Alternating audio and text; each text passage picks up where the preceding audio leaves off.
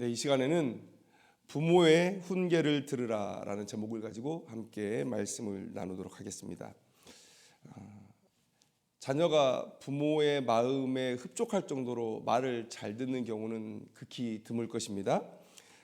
물론 자녀가 옆에 있는 것만으로도 우리는 귀하고 또 사랑스럽습니다. 그러나 자녀의 행동이 우리가 사랑한다고 해서 그 행동 모든 것이 다 마음에 드는 것은 아니죠. 시대가 변하면서 부모와 자녀 사이의 거리가 점점 멀어지고 있습니다. 요즘같이 아이들의 인권이나 또 자율성이나 이런 것들을 꽤 인본주의적으로 강조를 하다 보니까 아이들이 멋대로 하는 것이 마치 아이들의 인권을 존중해 주는 것 같고 아이들의 자유를 보장해 주는 것 같은 그런 시대를 우리가 살아가고 있습니다. 또 아이들은 또래에 끌리게 되어 있죠. 당연히 부모보다는 자기 친구들과 노는 것에 더 기쁨을 느낄 것입니다. 그래서 이런저런 이유들로 인해서 부모와 자녀 사이의 거리가 멀어지고 있다는 것이죠. 또 자녀들이 가지고 있는 것들 중에 재미있는 게 너무 많아요. 뭐 컴퓨터 게임도 그렇고 스마트폰도 그렇고. 그래서 우리가 서로 대화를 하려고 시간 내서 노력하지 않으면 대화가 단절될 수밖에 없는 그런 시대를 우리가 살아가고 있습니다. 자녀가 어떻게 하면 부모를 가까이 할까? 부모의 필요성을 그들이 느껴야 되겠죠. 그런데 과거를 돌아보면 언제 자녀가 부모의 필요성을 느끼느냐? 삶의 방향이나 삶의 방법들을 부모가 가르쳐 주기 때문에 자녀들은 부모를 공경하고 부모와 함께 있으려고 하고 부모에게서 뭔가를 배우려고 했단 말이죠. 그런데 지금은 어떻습니까? 시대가 너무 빨리 변하니까 자녀 세대들보다 어른 세대가 그 기술을 따라가는 것, 이것이 매우 더딥니다.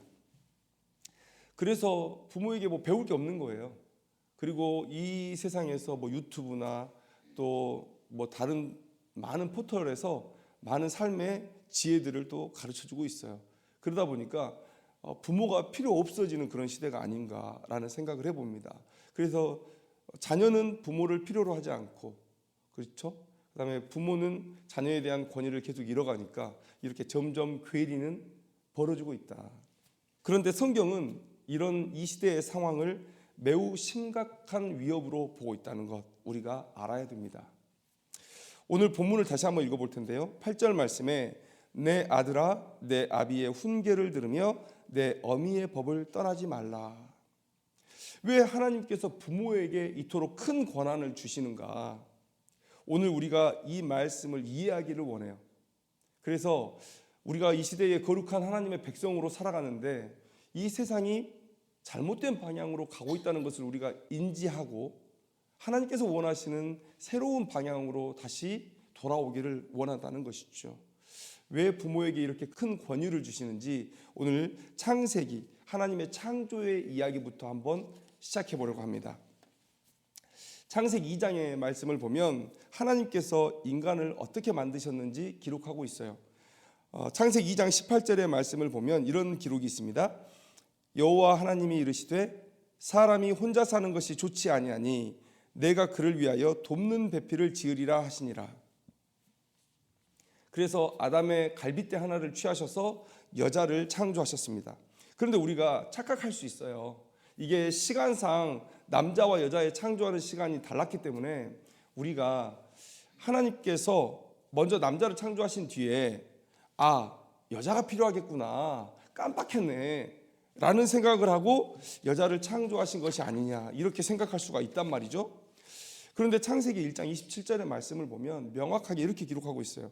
하나님이 자기 형상 곧 하나님의 형상대로 사람을 창조하시되 남자와 여자를 창조하시고, 그러니까 시간의 순서는 달랐어요. 남자를 먼저 창조하시고 그 다음에 여자를 창조하셨는데, 그런데 이미 창조의 계획을 세우실 때 그 계획 안에 남자와 여자를 창조하실 생각을 이미 하나님께서 가지고 계셨다는 거예요. 우리가 왜 이 사실을 알아야 하느냐? 마치 우리가 하나님께서 남자만 창조하셨다가 생육하고 번성하라라고 명령을 하셨는데 남자 혼자만 있으면 생육하고 번성을 못하지, 애를 못 낳잖아. 그래서 하나님께서 아차 싶으셔서 여자를 만드신 거 아니야? 그 생각이 아니라는 거예요. 하나님은 이미 생육하고 번성하라는 명령을 주시기 이전부터 남자와 여자를 창조하실 생각을 하시고 순서는 다르지만 그 계획 안에서 남자와 여자를 창조하셨다는 거예요. 그러면 오늘 여러분들에게 드리고 싶은 말씀은 뭐냐면 남자를 만드신 게 아니고 남자와 여자를 만드셔서 이미 하나님의 계획 안에는 가정의 창조가 들어 있었다는 거예요. 어머니와 아버지가 모이면 가정이 되는 것입니다. 그리고 어머니와 아버지가 자녀를 낳고 그렇게 점점 가족은 대가족으로 커가는 것이죠. 남자와 여자를 창조하신 것, 출산 그 이상의 의미가 담겨 있다는 것 우리가 알아야 된다는 거예요. 그러면 하나님은 왜 남자와 여자를 창조하심으로 결국은 인류의 첫 번째 공동체인 가정을 만드셨을까? 하나님께서 만드신 첫 번째 공동체가 가정입니다. 가정. 왜요? 먼저 결론을 말씀드리면 신앙교육 때문에 그렇다. 신앙교육 때문에 그렇다. 이것은 하나님께서 처음 인간에게 주신 명령 안에 당연히 포함된 내용이에요. 창세기 1장 28절에 우리가 문화명령이라고 하죠. 문화명령. 하나님이 그들에게 복을 주시며 하나님이 그들에게 이르시되 생육하고 번성하여 땅에 충만하라. 땅을 정복하라. 바다의 물고기와 하늘의 새와 땅에 움직이는 모든 생물을 다스리라 하시니라. 하나님께서 인간에게 복을 주셨어요. 그런데 그 목적이 무엇입니까? 온 땅을 다스리도록 하시기 위함이다. 온 피조세계가 조화롭게 하나님의 영광을 드러내도록 창조된 인간들이 그 일을 감당해야 된다는 거예요. 그래서 하나님은 아담과 함께 동산을 거니시면서 하나님께서 왜 이 세상을 창조하셨는지, 내가 너를 위해 어떤 계획을 가지고 있는지, 그리고 이 세상은 어떤 방향으로 나아가야 하는지, 그리고 하나님께서 창조하시고 기대하셨던 그 최종적인 영광의 단계가 어떤 것인가를 가르쳐 주셨던 거예요. 아담과 거니시면서 농담 나누신 것이 아니라 하나님의 창조의 계획을 그렇게 말씀해 주셨던 거예요. 그러면 아담은 뭘 해야 될까요? 아내와 그 이야기를 나누죠. 그래서 창세기 2장 18절에 보면 여호와 하나님이 그 사람에게 명하여 이르시되 동산 각종 나무의 열매는 내가 임의로 먹되, 그리고 뭐라고 얘기합니까? 선악을 알게 하는 나무의 열매는 먹지 말아라. 이렇게 명령을 내리셨죠. 그런데 3장 3절을 보면 하와도 선악과를 먹지 말라는 명령을 알고 계세요.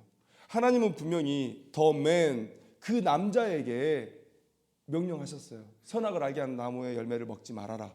그런데 왜 아내 하와도 그 사실을 알고 있을까요? 하나님께 배운 신앙을 자기 아내에게 가르친 거예요. 그게 하나님께서 가정을 만드신 목적이죠. 이렇게 하나님께서 주신 그 믿음의 법칙들을 가정 안에서 함께 나눌 때 하나님의 나라가 점점 완성되어 가는 것이죠. 그래서 당연히 남녀가 결혼해서 자녀를 낳게 되겠죠. 그러면 아내에게 가르쳤던 그 믿음의 법칙을 자녀에게도 가르칠 것이고, 그 자녀 세대가 결혼해서 다음 세대가 태어나면 그 다음 세대에게도 그 일들이 일어나는 것이죠. 여러분, 하나님의 창조의 영광된 완성은 아담의 때에 완성되는 게 아니죠. 아담이 혼자 모든 것을 완성하고 하나님께서 계획하신 창조의 완성이 여기 있습니다, 이렇게 하고 떠나는 게 아니죠. 아담은 아담의 분량을 감당할 거예요. 그리고 하나님께서 부르셔서 하나님의 영원한 나라, 그 축복된 나라에 들어갈 것입니다. 그러면 그 자녀 세대가, 또 그 자녀 세대가 그 하나님의 명령을 물려받아서 하나님의 통치를 이뤄낼 거예요. 하나님의 영광을 위해서 그 나라를 세워갈 거예요.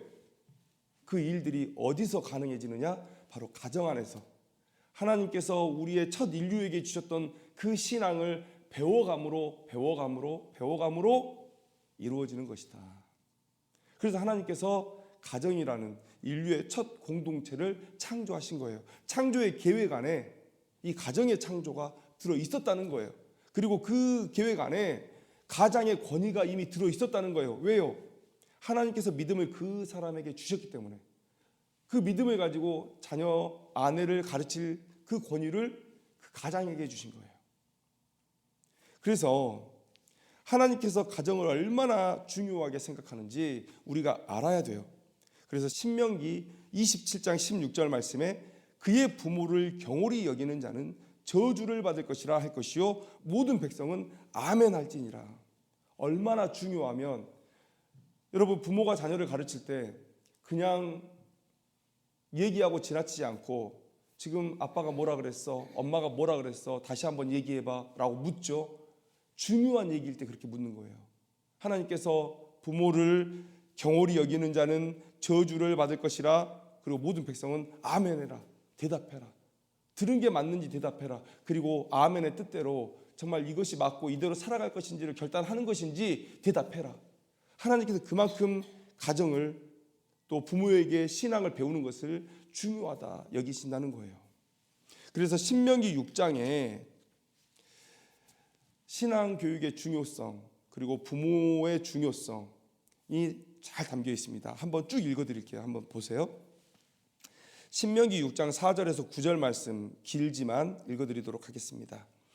이스라엘아 들으라. 우리 하나님 여호와는 오직 유일한 여호와이시니 너는 마음을 다하고 뜻을 다하고 힘을 다하여 내 하나님 여호와를 사랑하라.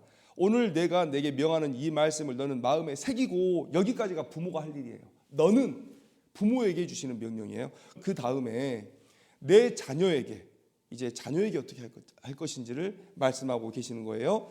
내 자녀에게 부지런히 가르치며 집에 앉았을 때에든지 길을 갈 때에든지 누워 있을 때에든지 일어날 때에든지 이 말씀을 강론할 것이며 너는 또 그것을 내 손목에 매어 기호를 삼으며 내 미간에 붙여 표로 삼고 또 내 집 문설주와 바깥문에 기록할지니라. 쉐마장이라 그래요. 쉐마, 들으라 이런 뜻입니다. 이스라엘 백성아 들으라. 너희 자녀를 믿음으로 교육하라는 거예요. 전제가 무엇입니까? 우선 부모가 믿음 안에 온전히 서야 돼요.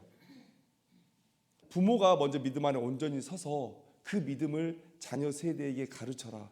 그 믿음의 계승이 계속 이루어지면서 하나님께서 이스라엘에게 원하시는 그 사명을 성취해 나가라.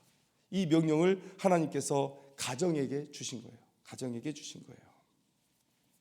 오늘 이 잠언의 말씀을 우리가 볼 때 이스라엘의 백성의 관점에서 우리가 이해를 해야 되는 것이죠. 솔로몬이 말하고 있는 아비의 훈계와 어미의 법은 뭡니까? 세상 여러 나라들에 똑같이 적용되는 말씀이라면 우리가 처음에 얘기했던 삶의 지혜, 삶의 방향 뭐 이런 게 될 거예요. 그런데 솔로몬은 이 잠언을 집필하면서 그런 생각을 갖지 않았다는 거예요. 솔로몬이 여기서 얘기하고 있는 아비의 훈계, 어미의 법은 뭐냐? 7절 말씀을 보면 여호와를 경외하는 것이 지식의 근본이거늘 이렇게 말하고 있어요. 여호와를 경외하는 것이 지식의 근본이다. 그러면 방금 신명기서에서 얘기했죠. 부모는 어떻게 해야 돼요? 믿음 안에 온전히 서야 돼요. 그 부모가 가지고 있는 아비의 훈계, 어미의 법은 곧 뭐가 되겠습니까? 여호와를 경외하는 지식이 될 거예요. 곧 하나님의 말씀, 하나님의 율법이 될 거예요. 이것을 열심히 가르치라라고 명령하고 있는 거예요. 그런데 7절 말씀 하반절에 보면 미련한 자는 지혜와 훈계를 멸시하느니라. 그러면 8절과 9절의 말씀을 연결시켜 보면 미련한 자녀는 어떻게 한다는 거예요? 이런 하나님의 말씀, 여호와의 율법을 가르치는 일을 부모가 가르치는 것을 등한히 한다는 것이죠.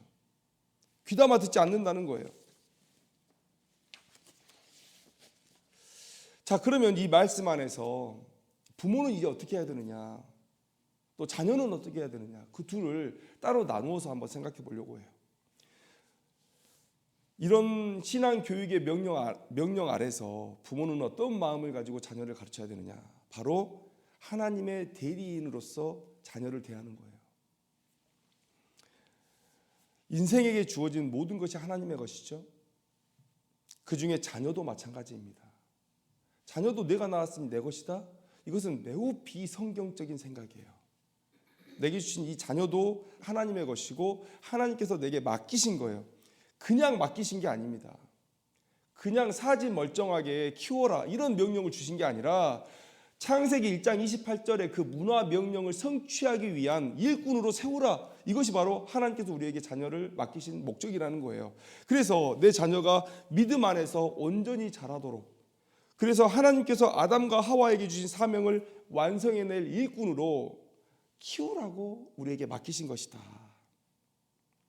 여러분, 창세기 1장 28절에 복을 주셨죠. 그리고 마지막에는 다스리라라는 명령이 나옵니다. 하나님의 통치, 하나님의 나라, 그 하나님의 나라를 세우는 것, 그것이 곧 인류에게 주어진 하나님의 명령인데 지금 많은 사람들이 죄의 길로 치달아가고 있죠. 거룩한 이 시대에 하나님의 백성만이 하나님의 통치를 세상 가운데 드러낼 거예요. 이 사명을 오늘 우리는 우리의 가정에서 내 자녀를 가르치는 것으로 확립해 나가고 있는 거예요. 내 가정이 하나님의 나라가 되는 것이고 우리 각 가족 구성원들이 나가서 사는 그곳이 하나님의 나라가 될 것이고 이 일을 위해서 가르치라고 오늘 하나님께서 우리에게 자녀를 맡기셨다는 거예요. 내게 아니죠.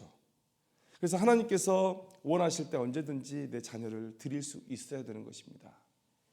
자녀를 드릴 수 있어야 되는 거예요. 내게 아닌 거예요. 요즘 세상은 항상 자녀가 먼저고 또 가정이 먼저인 세상을 우리가 살아가고 있어요. 그래서 교회 안에서 하나님께서 자녀를 원하시면 자녀까지도 올려드릴 수 있어야 됩니다. 이런 얘기를 하면 이상하게 생각할지 몰라요. 여러분, 하나님이 먼저, 믿음이 먼저라고 우리가 말은 하지만 그 모든 것은 무엇을 위한 것입니까? 나를 위한 것, 내 가족을 위한 것, 내 자식을 위한 것이었어요. 그런데 내 삶의 목적인 내 자식을 내놓으라고, 나를 내놓으라고, 내 가족을 내놓으라고, 이거 안 되는 거죠. 이거 잘 되게 하려고 신앙생활 하는 건데 이걸 내놓으라니, 근데 그건 잘못된 신앙관이라는 거죠. 우리의 모든 것은 하나님의 것이고 우리의 모든 것은 하나님께서 쓰시겠다 하실 때 하나님의 영광을 위해서 내놓을 수 있어야 되는 것이고 그 안에 내 자녀, 우리의 가정도 포함된다는 사실 우리가 기억해야 되는 거예요. 그래서 죽기 직전에 어머니를 사도 요한에게 맡길 정도로 그렇게 효자이셨던 예수님, 그 예수님도 아버지의 일 앞에 가족을 외면하셨어요. 누가 내 어머니이며 동생들이냐, 누구든지 하나님의 뜻대로 행하는 자가 내 형제요 자매요 어머니이니라. 그러면서 이렇게 말씀하셨어요. 마태복음 19장 29절 말씀에 또 내 이름을 위하여 집이나 형제나 자매나 부모나 자식이나 전투를 벌인 자마다 여러 배를 받고 또 영생을 상속하리라. 영생을 상속하리라. 구원받는다는 얘기죠. 내 집이나 형제나 자매나 부모나 자식이나 이것들을 버리지 못하는 자는 영생을 소유할 수 없다고 말씀하세요. 하나님의 택한 백성들은 모든 것을 하나님의 영광을 위해 올려드릴 수 있어야 된다라는 말씀을 오늘 우리에게 주고 계신 거예요. 아브라함의 믿음의 절정이 언제입니까? 이삭의 손을 잡고 모리아 산으로 나아갈 때, 그때 아브라함의 믿음의 절정이 보인 거예요. 믿음을 가르쳐서 내 자녀를 하나님께 봉헌하는 것, 드리는 것, 그것이 신앙 교육을 시키는 부모의 의무임을 우리가 잊어서는 안 된다. 내 자녀를 진짜 잘 되게 하는 게 뭐냐? 오늘 9절의 말씀을 한번 보세요. 이는 내 머리에 아름다운 관이요 내 목에 금사슬이니라. 아들에게 이런 영광이 있을 거라고. 아비의 훈계와 내 어미의 법을 떠나지 않고 하나님의 명령을 힘써 지키면 그 자식에게 이러한 영광이 있을 거라고 지금 말씀해주고 있잖아요. 내가 영광되고 내 자녀가 진정 영광된 길이 무엇이냐? 가정 안에서 신앙교육을 온전히 시키고 내 자녀를 하나님의 일꾼으로 바로 세우는 것, 여러분 이것이 가족 구성원 모두가 하나님의 복을 누리는 길이라는 것 우리가 알아야 된다는 것이죠. 자, 그러면 자녀는 이제 어떻게 해야 되는가? 자녀는 부모에게 믿음을 성실히 배우라는 거예요. 잠언 1장 9절 말씀 다시 한번 읽어드립니다. 이는 내 머리에 아름다운 관이요 내 목에 금사슬이니라. 하나님 앞에 믿음을 배운 자녀가 이런 영광을 누릴 거라고 지금 솔로몬이 얘기해주고 있는 거예요. 이것은 솔로몬이 직접 경험했던 일이에요. 다윗에게 믿음을 배운 솔로몬은 얼마나 큰 영광 가운데 들어갔습니까? 자, 잘 보세요. 신앙의 교육은 가정 안에서 1차적으로 이루어지는 것입니다. 가정 안에서. 물론 가정 안에서 부족한 부분을 제사장이나 레위인들에게 더 배울 수 있습니다. 그리고 이 이후에는 또 회당에서 배울 수 있었겠죠. 또 그 이후에는 교회에서도 배울 수 있었겠죠. 그러나 이 시대에 당연히 가장 먼저 가정에서 신앙이 가르쳐지는 거예요. 그리고 다윗은 하나님을 매우 경외하는 자. 그러니까 그 다윗에게 신앙을 배운 이 솔로몬, 그리고 솔로몬이 그 아비의 훈계를 들었던 자로서 하나님 앞에 1000번제를 드리고 얼마나 놀라운 영광 가운데 그가 들어갔느냐. 자, 예전에 올림픽에서 우승을 하면 머리에 월계관을 씌워줬죠. 요즘에는 목에 메달을 걸어줍니다. 뭐라고 되어 있습니까? 내 머리에 아름다운 관이요 내 목에 금사슬이니라. 얼마나 큰 영광 가운데 내 자녀가 들어가게 될 것이냐, 그 말씀을 우리에게 해주시는 것이죠. 솔로몬이 직접 경험해보고 진짜 그렇다라고 말씀해주고 있는 거예요. 자, 또 우리는 이 말씀을 마음에 새겨보기를 원하는데요, 하나님의 10계명의 말씀, 그 중에 제5계명이 부모를 공경하라예요. 부모를 공경하라. 그런데 정말 중요한, 여러분 계명 1번부터 4번까지는 수직적 계명이에요. 하나님과 나 사이에 있는 계명입니다. 그리고 5번부터 10번까지 그 6개의 계명은 사람과 사람 사이에 수평적인 계명을 하나님께서 주고 계신데, 그래서 5번째 계명은 수평적인 인간의 관계 속에서 가장 중요한 계명이라고도 볼 수 있는 계명이에요. 그 계명이 뭡니까? 부모를 공경하라는 것이죠. 부모를 공경하라. 출애굽기 20장 12절 말씀에 내 부모를 공경하라, 그리하면 내 하나님 여호와가 내게 준 땅에서 내 생명이 길리라. 부모에게 효도하고 부모의 가르침을 달게 받는 자, 그 자를 하나님께서 장수하는 축복으로 인도하신다라고 명령하고 계신데, 여러분, 우리가 부모를 공경하면 이 땅에서 장수한다. 이것은 이 장수한다, 이 땅에 생명이 길다는 얘기는 우리의 영생을 비유로 보여주고 있는 것이죠. 그러니까 부모를 공경하는 사람이 얼마나 천국과 가까이에 있는지를 오늘 그 축복을 통해서 우리에게 말씀해주고 있는 거예요. 이 세상에서 생명이 길리라, 우리는 하나님의 영생을 바라보고 살아가는 사람인데요, 그러면 부모를 공경하는 사람이 얼마나 천국과 가까이에 있느냐, 얼마나 하나님의 뜻과 가까이에 있느냐를 말씀해주고 있다는 거예요. 당연한 얘기일 수밖에 없죠. 왜냐하면 하나님께서는 그 부모 세대에게 믿음을 말씀하셨고, 그리고 그 믿음의 세대에게 자녀들은 믿음을 배우기 때문에 당연히 온전한 믿음을 배운 자녀가 천국에 가까이 있을 수밖에 없다는 것이죠. 장수의 복, 당연한 것이죠.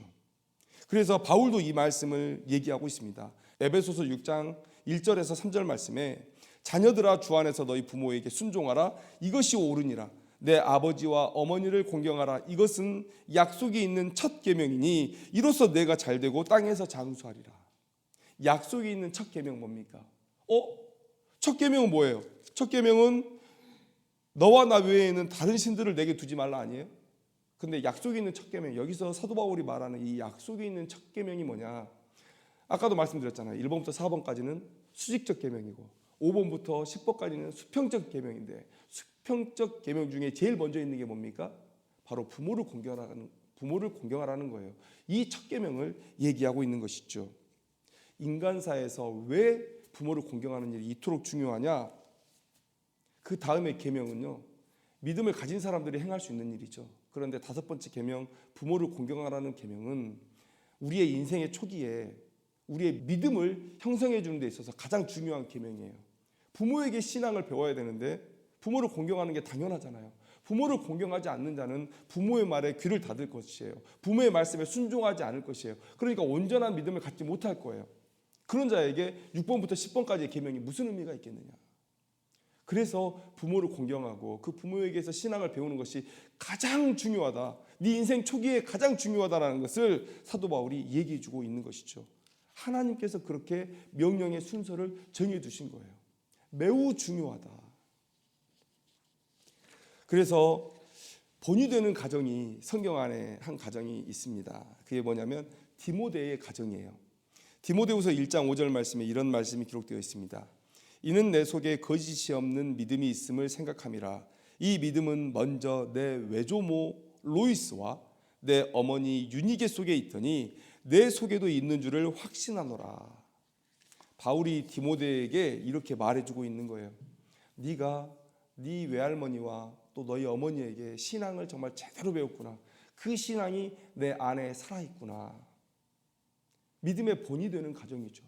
우리 모두가 이런 디모데의 가정과 같은, 외조모 로이스, 그 로이스의 가정과 같은 가정을 이루어 나가야 된다는 거예요.